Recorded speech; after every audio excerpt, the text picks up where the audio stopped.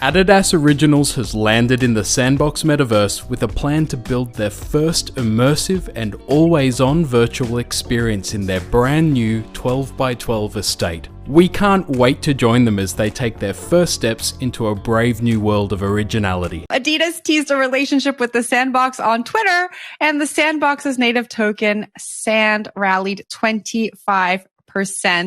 I think this further solidifies confidence in the metaverse for investors. I'm going to kick this down to you because I think the last time we spoke about the metaverse, I asked you about, getting alternative exposure to the metaverse. And here we see that Adidas announced this news and the Sand token kind of skyrocketed. So what did you think when you read the story? I mean, it's super interesting. I sometimes wish that we would have this in the real verse, right? Like you go through the New York subway and everything is just falling apart and smells like urine and there's rats everywhere and there's garbage everywhere. And you're like, if Adidas had control over all the marketing in this, if they bought sponsorship of that station, it would be white. You would have beautiful shoes on display everywhere. It would be a wonderful place. Is this what you think about when you're in the subway? I think about that when I'm in the subway. I'd be like, oh, I'm hopping off at Coca-Cola station. I think that companies would love that. And I think it would be a better user experience. You said that the Sand token pumping is good for investments in the long term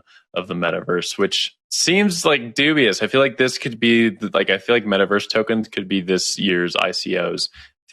Or this season's ICOs in a lot of ways. And that doesn't mean that a lot of ICOs didn't perform well over a longer time horizon. Some tokens that were issued in 2018 are doing quite well now and their projects are back on their feet. Metaverse, there isn't much there. If you look at some of these games, if you go into them, nothing much is built out. And I'm really interested to look at user numbers and see over the history of it, if there is going to be some validity to investing in it right now and seeing what the token performance is in 5 years or so. Yeah, it's interesting because I'm seeing all these rallies as well. And each time I'm like, oh yeah, I've been meaning to get involved with something in the metaverse, but that's already rallied. So I'll just, I'll hang on for a bit. And then you see another announcement and it rallies more. I'm like, shit. All right. Well, I mean, it'll come down now because this is a giant boom. FOMO, Naomi. Yeah, it just keeps going on. I got FOMO. Make investments based on FOMO. Don't jump into it. Yeah. This is what we call FOMO. No, you're right. I haven't yet, but it's definitely on my radar. 600% since Facebook. That's nuts. Oh, it says 600%. I know, it is crazy. When I was at NFT NYC, there was just general disdain towards Zuckerberg and the Facebook metaverse. And I had the opportunity, I spoke to the Sandbox COO, Sebastian Bourget, I believe his name is, and they had just announced that they raised a $93 million Series B. And I know I'm such a nerd. I took notes while he was talking just in case we had an opportunity like this. So he said that the money that they raised, he said that they're positioning the Sandbox as an alternative to what the closed communities are doing. They're no different than what they used to be before. So he's trying to, I guess, tell people that Facebook is no different than what it was before. And that's not the real metaverse. And I just wonder if we can say that right now because we don't really know what Facebook's plans are. Speaking of thankful, a research firm says bulls should be thankful for Bitcoin's current sell-off. Adidas has entered into a partnership with Coinbase, and we have no idea what this means. The popular sportswear brand announced the news on Twitter with the purpose being, quote, probably nothing, unquote. Realistically, this partnership will end up being one of three things: a collaboration as Coinbase prepares to launch an NFT marketplace, news that Adidas has added Bitcoin to its balance sheet, or confirmation that the brand will accept crypto as an optional payment method. Finally, the metaverse could one day deliver $1 trillion of annual revenue, according to Grayscale Research. As Facebook plunges head first into digital worlds, following blockchain-based projects including Decentraland, the metaverse has been described as an internet evolution that's ripe for investment. Grayscale says the current market cap of Web 3.0 metaverse crypto networks currently stands at $27.5 billion.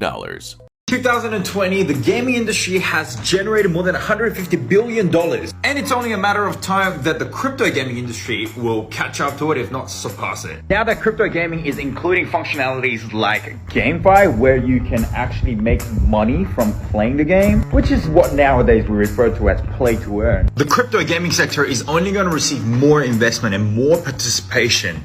So the potential growth in this space is going to be astronomical.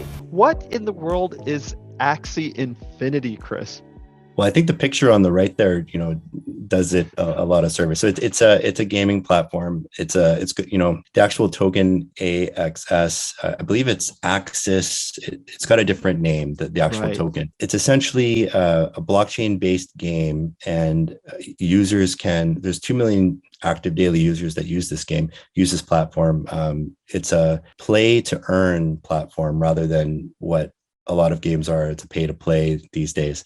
So any user can go on there, and you have to have an avatar, which you can purchase. And then you earn rewards throughout the game, including NFTs as you go along. So the AXS token is used within the game for voting on governance for the actual platform and for staking as well. That was a new feature. And I believe AXS took off on that news. So in addition, they have a community treasury of over $2 billion that you can receive dividends from. So it's kind of an intriguing game where you can play and you can also earn dividends while you do it. And you can earn free in-game currency that can be transferred to fiat currency is how I understand it. We're going to go to the world of blockchain gaming. This one stood out to me.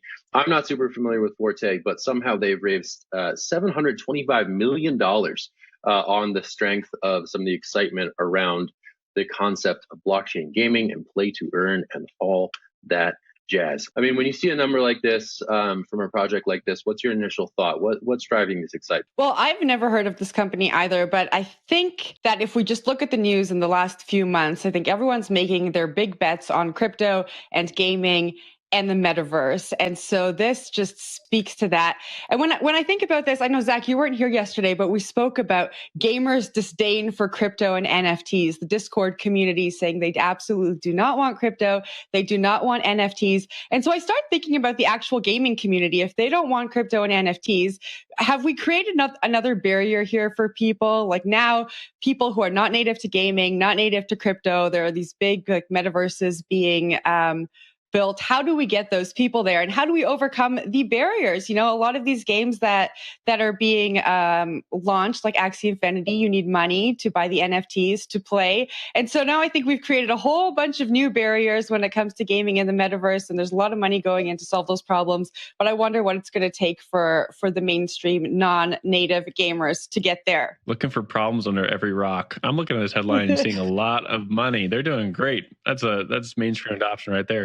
$725 million. And they closed a previous round in May for like $125 million. So they've made almost $1 billion on the year just in funding, which is pretty fantastic just from a startup standpoint. It's interesting the point that Jen brought up about the whole Discord beef that we spoke about yesterday, where Discord really doesn't like crypto, which is weird because so many crypto communities are based on Discord.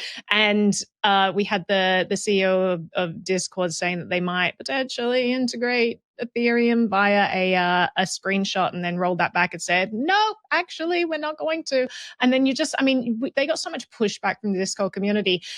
Because we were talking about that in terms of how the gaming community is completely at odds with the blockchain community. And then we see numbers like this, where it's like, let's bring them together. And I wonder what that reconciliation is going to look like. Clearly, it's not everyone in the gaming community who's anti-blockchain. And clearly, it makes a lot of sense for blockchain technology to be integrated in games in the forms of like non-fungible tokens, digital assets, and all those kinds of things, because they've existed in games for forever. But the problem is that they never had real world value outside of those games. And this blockchain technology, the integration of it can add that real world value and make these exchangeable on open marketplaces. And it just kind of adds a whole new dimension to gaming, which kind of makes it exciting.